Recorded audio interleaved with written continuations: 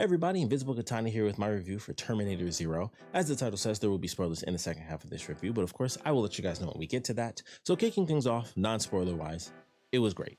I love Terminator. As you can see, I got my very few Terminator things. I got my little chip here. I got my little Terminator. I think this is actually a bank. I don't even remember. Oh no, it's just a plastic thing. Got that from Loot Crate years ago, but I was like, I love Terminator, so I was happy with that. I love the chip as a keychain. I thought that was amazing. But going into this show, I was like, okay, we've had Terminator, fantastic. Terminator 2, even more fantastic. Personal opinion, I like 2 more than 1. Kind of an aliens thing, sort of same situation. I like the more action-based versus the horror aesthetic of the first one. As much as I love horror, I just prefer how they do it, where it still blends both just well enough, especially for aliens, because it's like they're just, xenomorphs are just creepy in general. The Terminator becomes creepier more as a idea more than it does within the actual film and attacking you. A xenomorph attacking you is just absolutely horrifying no matter what. It's always horror based just because what the xenomorph is. The Terminator, it looks human or it looks like a robot. It's like, even if I've never had a robot attack me, just seeing it is less horrifying, you know? But still, absolutely love the first movie, absolutely love the second movie. I really enjoyed Sarah Connor Chronicles, and then other than that, I'm like, okay, I've seen all the Terminator movies. There's Terminator 3. Salvation I thought was an interesting idea because at least we were in the future, and I was like, I love the concept of that one, and I thought that was actually an okay movie.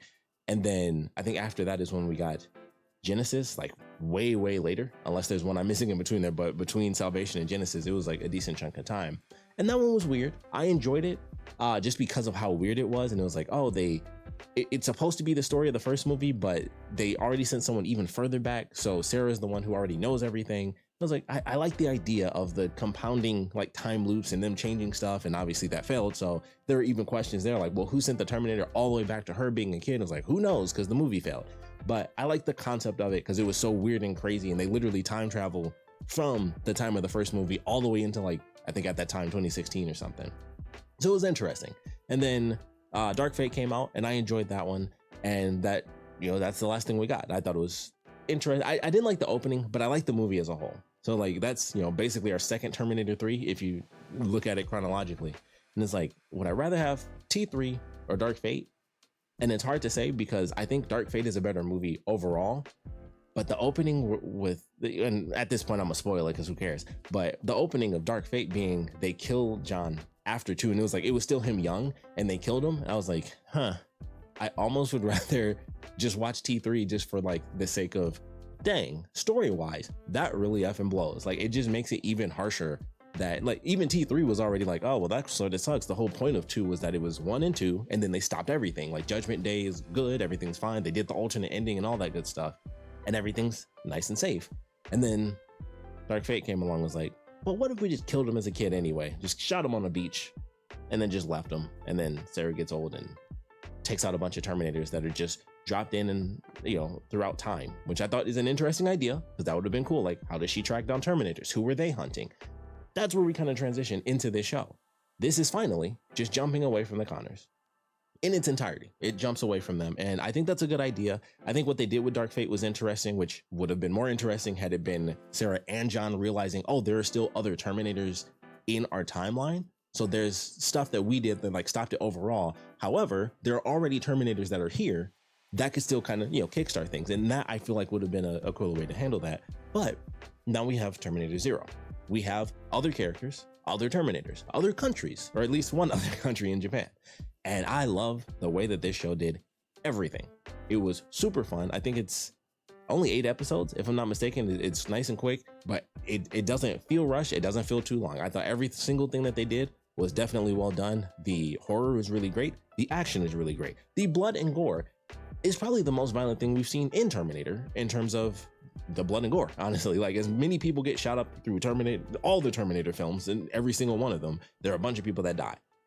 When you do it in anime form though, you really get to see it. You get to see a Terminator crush someone. You get to see a Terminator shoot someone at point blank range. You see a Terminator use a future weapon or a very high caliber weapon meant to be used against a Terminator used on a human. And let me tell you, our little bits and pieces don't compare to the metal frames of Terminators. We blow to chunks, and it's oh, they animated that quite well. So it's incredibly well done as far as every element of Terminator. The horror is there, the action is there, the blood and guts is there through both sides of the fence. And I like the way they handled it. I love the story of it. The concept for this one, of course, is a Terminator sent back in time to stop someone. Instead of it being, hey, we got to stop John Connor, leader of the resistance, instead this time it's focused on stopping a scientist who's created an AI. And his plan is, hey, maybe, because it's an AI, you never know what's going to really end up happening. Maybe this AI will help save humanity. It can stop Cyberdyne. Maybe we can stop the apocalypse. Maybe something can happen that actually helps save humanity. And either way, Skynet is like, well, we don't like that, because either you guys are safe and that's a problem for us, or you made another AI, which is still a problem for us. Like, for anyone who doesn't know, like some of the extra lore Terminator, the T-1000s are already a problem for Cyberdyne systems. Those things are kind of like the wild cards of the Terminators. So, and that's the T2 Terminator, the Liquid Terminator. So they already have a couple of their own issues. Another AI is 100% on their priority list. Like, let's shut this down, kill this dude, wipe out this AI, stop all of that crap. So of course the resistance is like, all right, well, we got to save this guy. But the funny thing is they have the same story. It's still to stop the AI. And I was very curious how that was going to play out. And I think they do a really good job of going into that. And of course, I won't get into spoilers as far as, you know, what exactly the details are for, you know, two sides of the same mission. But I like the way it was handled. I like the horror element of the Terminator. If there's one thing I can say I think this show allows for, and it's been a super long time since I've watched the Sarah Connor Chronicles, so I don't remember how they handled it. But with it being a TV show, it's not like the movies where it's like, hey, here's the Terminator. The Terminator is doing this thing. The Terminator is going to get a gun. The Terminator shot this woman named Sarah Connor. The Terminator is going through this, this, and this. In this show, because of how things are kind of spread out and there are actually like quite a few characters, there are so many plot lines that the Terminator is like, here's the Terminator. All right. And then the other story stuff happens. And I'm just like, okay, because the way they do it, I'm intrigued from the beginning. Like, all right, Terminator stuff, that's obviously fantastic. What is going on? What is the story in, this 1999, pseudo future Tokyo that has Skynet so worried? I want to know exactly what's going on here. So as soon as they focus on that and we don't see the Terminator, I forget about the Terminator, because I'm like, I'm already invested in this dude's story. What is he doing? Where is he from? How does he know these things? Like, what is he planning to do to save the future and save humanity? So when the Terminator does show up, sometimes it's really not like expected in any way, shape, or form. It's not like, oh, they figured out where they're going to be. The Terminator has shown up. I think there's a couple of times the Terminator literally just shows up and it's like, here's the Terminator. And you're like, oh, you didn't lead into that. The Terminator just did what it's supposed to do. And it just showed up. And you know how Terminators are. So sometimes not everybody makes it, regardless of whether or not they're the target.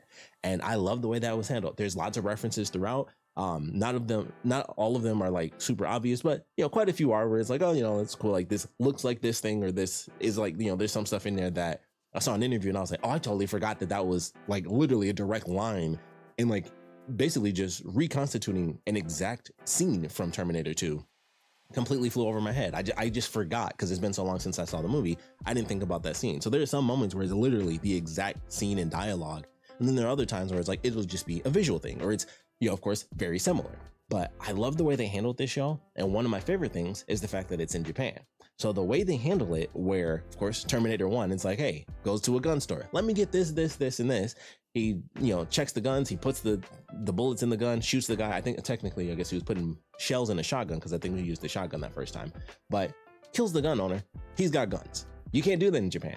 That's not how they operate over there. You don't just go to a gun store. They don't have gun stores. You have to be a cop to have a gun. And I love the way that was handled, because it adds a very good amount of tension to the show. Because it's like, regardless of whether or not it's the Terminator or the humans, people can't just stroll up and get guns. And despite the Terminator being the Terminator, having a gun for long range attacks is still a lot easier than, running up and doing it yourself. So on both sides, it still constitutes as an issue where it's like, I got to be able to defend myself, especially on the human side. Like, other humans already don't know what the F you're doing, so you seem like a psychopath. And it's like, but I still kind of got to get this gun. I need these bullets to fight this Terminator. So I love the way they handled that. I thought it was pretty fun going throughout the whole season with that.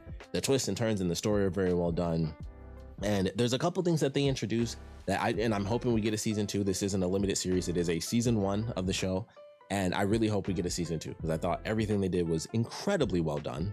And I think that's really all I can say as far as non-spoilers. I love the show. I think this is probably the most I've actually spent talking about how well something is done without getting into spoilers, because normally it's like a couple minutes and then the rest is all spoilers. But I think, it's been about 10 minutes. It's just that good. Like, there's so much to discuss, just the concepts and ideas of how well they articulate everything Terminator wise, and then this, specific story within the Terminator franchise all of it is incredibly well done. So I highly recommend, if you like Terminator, I think you should see it. There were definitely some elements where I was watching and I was like, I think this is amazing. And I was curious, as I was going through, I was like, am I going to be by myself? Like, are other people going to say this sucks? Because there's some elements in there. I was just like, I think this is like perfect Terminator. And I was just wondering. And then I saw some other people's videos and I was like, okay, I'm not alone on this, where I'm like, this is an amazing Terminator. Because I thought I was going crazy for a second. Like, this is really, really great. And it's so vastly different. And they introduce some insane concepts that they never really discuss, but we've kind of been talking about if you've been a fan of Terminator for a while. So I like everything they did. If you haven't seen it yet, I highly recommend it. There are a lot of twists and turns and all sorts of things that are done. So definitely check it out. But of course, at this point, we'll get into full spoilers. And considering I spent 11 minutes talking about it, I'll actually make this short and sweet. Everything they did as far as explaining how it's a time loop, or it's not a time loop, it creates alternate timelines, I thought that was actually really good. Because I remember, going throughout the films and stuff, and especially when we got to Genesis, I would say that was definitely the movie that made me think about it the most.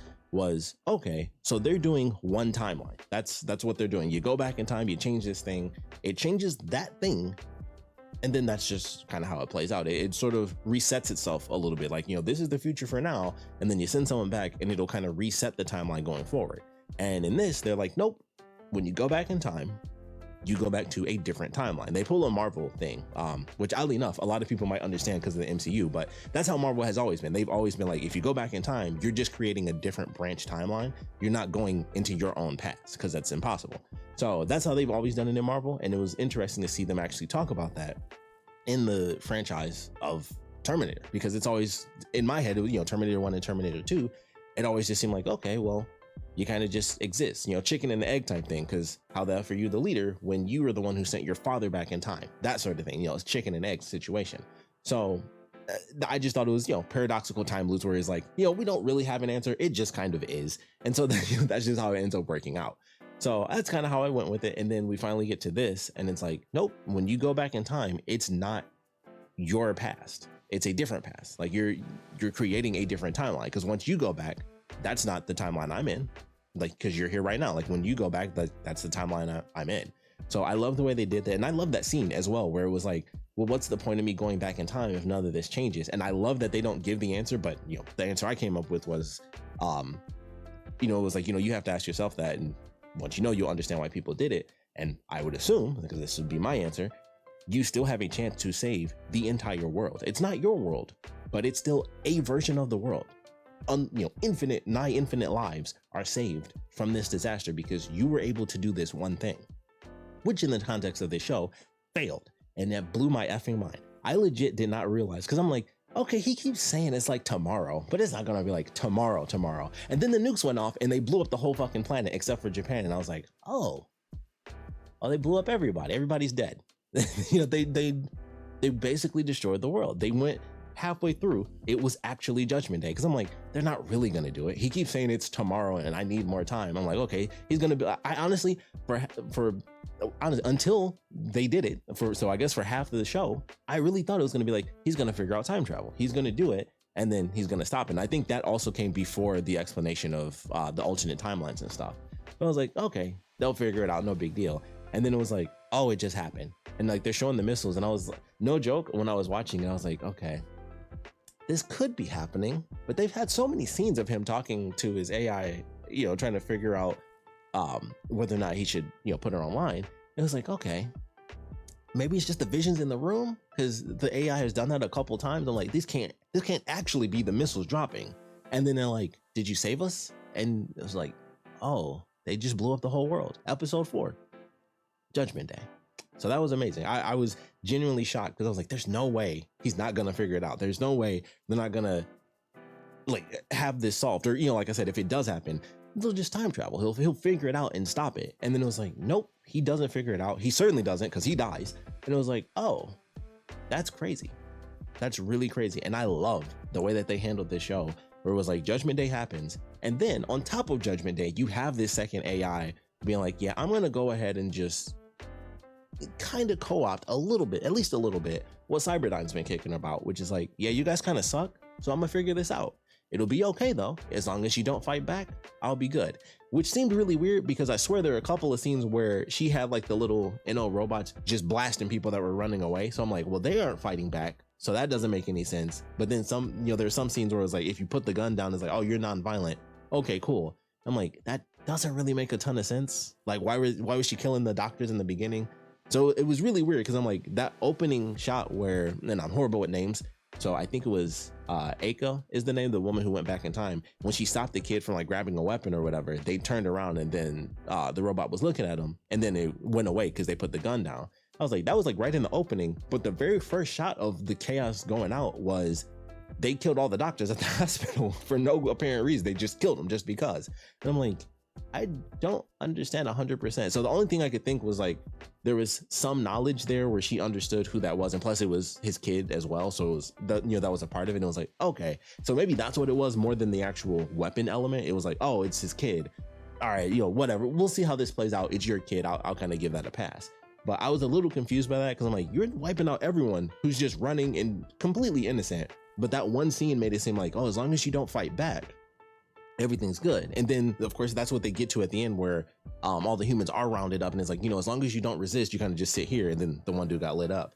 But I'm like, you killed a buttload of people who weren't doing anything. So I was super confused by that. And I would love to know your opinion if that confused you as well. Cause I was like, it doesn't really make a ton of sense. Cause I'm like, you were killing tons of innocent people that did nothing but run in fear and they were just getting shot in the back and stuff. So I was like, this doesn't make 100% sense, but I kind of, I was going with it because there were other cool plot lines to deal with. But I loved everything they did with that. And of course, the element of these two combative AIs. And I'm very curious, going into season 2, how that's going to play out, where now we have Cyberdyne kicking off, but we have a destroyed Terminator that is also given to our secondary AI. So, like this weird pseudo time loop where it's like the Terminators will still exist in this new form, the Innos or Anno, whatever the robots were called. They, I assume, would end up being upgraded to become more powerful like the actual Terminator. And then what in the world is Cyberdyne going to create in response to that? Which is like, well, this is what you made in the version of the original timeline. And now I took that because I defeated your Terminator. So now I made the Terminator first. What are you going to make in response? So there's a lot of questions as to how they can handle it, because there's so many variations where it's like, oh, okay, that was the Terminator that this AI made, because obviously Cyberdyne at this point doesn't know what the Terminator truly is. Obviously, we still have the movies and stuff like that, so you still have the other Terminator, like, the arm and, the chips and stuff like that. So they do have the base form of the Terminator. They just don't have the full-on Terminator yet. So it's interesting to see. It'll be very interesting to see how it plays out. And I'm wondering, once again, a million different elements. This could still technically fit in line with 1, 2, and 3 still playing out. And then this is happening, way in the future. And then they do this. And then so it's like 1, 2, and 3 still happen. And then after 3, now we have this, because technically the third movie did end on Judgment Day. And this show could still have technically been taking place at the same time. So there's a lot of elements, which I doubt they'll bring that into play, where it's like, they're way over there, John and his future wife are like sitting in that bunker or whatever at the end of T3. I doubt they'll really jump into that stuff where it's like, oh, John Connor, like the former savior. I think they'll stray away from that and just stick to themselves in Japan. But at the same time, depending on how long the show goes, they might kind of branch out. It's only Japan that's really left. And they, depending on what this AI does, might try to branch out and try to help other people. So tons and tons of questions as to what in the world they're going to be doing. I love the idea that the son, who was like the whiz kid as far as like technology and everything, he was the one that ended up hating robots by the end. And then we find out way in the future he straight up despises robots, and he even teamed up with Cyberdyne, which is a kind of back and forth sort of situation there. It was like, hey, you teamed up with me to straight up stop the war, like you made a deal to end things. And I was like, well, he's not lying, because obviously they had to give us an answer, because I was like, so he failed his one mission to stop the AI. And so I'm like, why did his mission change to protecting the kid? And then they answer it like in the very next episode. And I was like, huh, he was not lying at all, but he still changed the timeline. So we could still get future visits, I think, from that timeline, because the way they did it, I was still a little confused. Cause I'm like, okay, you send Aiko back into the past, but also her son was already back in the past. So I guess that would be like 2 separate timelines of them doing that, because I'm pretty sure that was Aiko in the future that that was like the prophet or whatever. I'm pretty sure that was her. So I'm like, all right, she does still exist. And it's the same as Kyle Reese, where it's like, you know, John Connor knew that that was his dad as he grew up because his dad already went back in the past and became his dad. So she survived all of that, her version of Judgment Day, became old, found herself again, that was born, because that's why she had the black fingers, because one of her hands was like destroyed.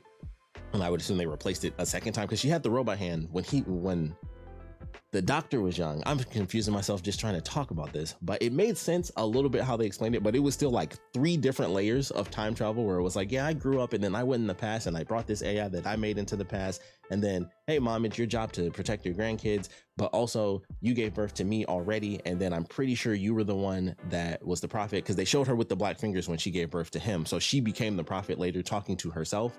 And also he said the line that she said where it was like, there is no fate, that's the whole fucking point. He said that line, which meant she was her. And it was just like, whew, time travel. It's funny, but I love the way they handled it. I thought it was crazy and I'm excited to see what they do with it. I forgot the assistant's name, who just ends up being the shell of the former AI that he originally made. I thought that was a great reveal because they were definitely playing it up. I'm like, okay, she's either clearly a Terminator or they are really fucking with us and that thing's gonna rip her arm off and she's just going to die and it'll be super effed up. Cause I'm like, they're clearly teasing it to play it up like she has no past. So I'm like, either she's a Terminator or, you know, obviously the crazy story we got, or they were just effing with us and she's gonna be human and it's just gonna be a tragic death. Cause I was like, honestly, it could go either way. Like the twist, I was kind of happier with, cause I was like, thank goodness. Cause I was kind of worried. I was like, if she just dies cause it ripped her arm off, she's just dead cause you're not making it out of that one. But fortunately, she was a robot. And then, you know, obviously more questions. So I was happy with that because that's what I was guessing anyway. And I think a lot of people probably were, with just the weird situation of her character. Like, okay, either it's a crazy traumatic past or she grew up as like a child soldier or something weird like that, or she's a Terminator. She's a robot in some way, shape or form. And it turns out she's she's the mother of the new AI. Whole bunch of jumping around with the timeline, but I think they did a great job with it. Obviously me trying to go through even re-explaining what was clearly explained makes it more confusing for myself, but obviously they did it right. I thought they did a good job and I'm excited to see whatever happens as far as season 2. I think they'll do a great job. Animation wise, it was fantastic. Like there are so many elements of the horror aspect of it. I'm curious what, especially going into season 2, now that they've gotten rid of the Terminator for this season, do we get another Terminator? Or are we just dealing with Cyberdyne's Terminators kind of flying over to Japan, which wouldn't really work because if the new AI can stop missiles, I'm pretty sure she can just be like, well, I don't want that boat coming over. I don't want that rocket landing. I don't want that Terminator coming over. So they would have to send a Terminator through time, specifically in Japan, and then just kind of do it all over again. So that's really the only way it could happen. And then there's still the element of, well, does she officially decide to keep protecting the couple of humans that are in Japan? Does she decide to work with them? You know, they had the whole moment where I was like, you know what robot comes from and slave and this and that. I was like, very fascinating, very compelling, like just the psychological arguments and all that good stuff. And I was like, okay, this is crazy. Lots of revelations and reveals and AI and the clearly like the core status of the original AI is still within that shell of just whatever she's going to become, because there's those moments where she like switches into just killing people and she like wiped all those guys out. It's like clearly those elements are still like in there, even though they took the chip out to create a brand new AI to go, you know, create like the next god as they called it, but it's still in there. So I'm so curious, like, are they going to go with kind of a Ghost in the Shell type situation where eventually, despite the fact that her core was literally taken out, will she somehow just find it, like, you know, the soul within the machine, you know, the ghost within the machine? Is she going to become that old version again? Is she going to realize who she fully used to be? So many questions, and I feel like they could do it because they're, you know, it's the psychological element of, artificial intelligence and just AI as a whole, and just the element of what they're doing with that. So I'm curious in all ways, shapes, and forms what they're going to do with this show going forward. But I hope we get a season 2. I absolutely loved it. They did one note that I really want to give as far as the horror from Terminator stuff. I love the freeway sequence. That was what I was mentioning early on, where it was like they just kind of poof, here's the Terminator. That was probably my favorite surprise moment, because I'm like, oh, I thought, especially in that specific sequence, I thought we were about to get a lot of exposition, and then it was just a car crash and here's the Terminator. And I was like, dang, I wanted that exposition, but this is cool too. So I was happy. But the underground sequence where the cat starts freaking out and it takes off, I was like, oh crap, the Terminator's just gonna show up in the scene right now. And it was super creepy because of course it's a just empty, quiet location. But the way they shot the scene, or drew the scene technically, both a little bit, you still have a director in that. Them doing the sequence of him being too tall for the entrance and it's just his mouth was absolutely perfect. And I'm pretty sure that's a thing in Japanese horror that I've seen a couple of times. And so when they had that and he's talking to this girl and he's just doing like the smiling and stuff, I was like, this is perfect. It's perfectly creepy. And he just slowly walks and, you know, it's very robotic. Like he's walking and then he's like, does the turn and then it's just, you know, half his face. Absolutely incredibly well done. And I love the part where he rips the table up and he's still doing like the fake smile. And then it was kind of like, oh, this is over. And then it just goes to like, time to just grab this girl. Absolutely one of my favorite moments in the entire series, just because of that one scene. I was just like, it's perfectly creepy and incredibly well done. So I don't know if they'll keep doing that. Like I said, if Cyberdyne sends more Terminators back in time, but I hope we get some more of that, because the horror element, even though it was, you know, a few bits and pieces here, it was still very just that tense situation of who lives and who dies. Killed all the cops. I was like, maybe the young cop will live. And then he came back a little bit at the end. I was like, oh no, he's gone. And then they stepped on his chest. I was like, dang, he's dead. Everybody died. I was like, oh, you know, like they killed the old grizzled guy. Makes sense. Maybe the young guy will be added to the cast. Oh no, nope. Stumped this. You just caved all that in. He didn't make it. He didn't make it. So he's gone too. But season two, we'll see what ends up happening, but I'm definitely looking forward to it. Hopefully sooner rather than later, but animation does take a while, and the animation is very intense in this show. As much time as they spent with the blood and guts, it might take a little minute, but I'll happily wait if we can get a season 2. And I really hope we do, because I think this was a great addition to all things Terminator. Honestly, it's probably my third favorite Terminator thing. Like it would be, well, 2 would be number 1. So I guess 2, 1, and then this. And I might, you know, I'd have to rewatch it. I'd have to rewatch the show and then watch Terminator 1 again. This might just barely eke out Terminator 1. But that's also because of all the knowledge I have of previous Terminators is a part of why this show is so good, because it gets you into like the extra philosophical stuff of Terminator and doing the extra timelines. Like that wouldn't exist obviously without the first and second Terminator. And so I think this was one of those things where it's like, oh, it helps build upon it because they touch so much on the back and forth. Like we don't get that in honestly anything Terminator. When you really think about it, you don't get the back and forth. I think you only get it in the games more than anything else. Like if you play the Terminator 3 video game, they do that a lot actually. Like you play the events of the movie and there's a ton of stuff that's actually set in the future. That was one of the best parts of that whole game, is that you actually jump back and forth. So this show doing it is something that we just never had. Either you're in the past or you're in the future. And the closest we got as an in-between is like you get your glimpses and then that's about it. And you know, same with Salvation, technically. You get a glimpse of the guy in the beginning of the movie and then the rest is just set after Judgment Day.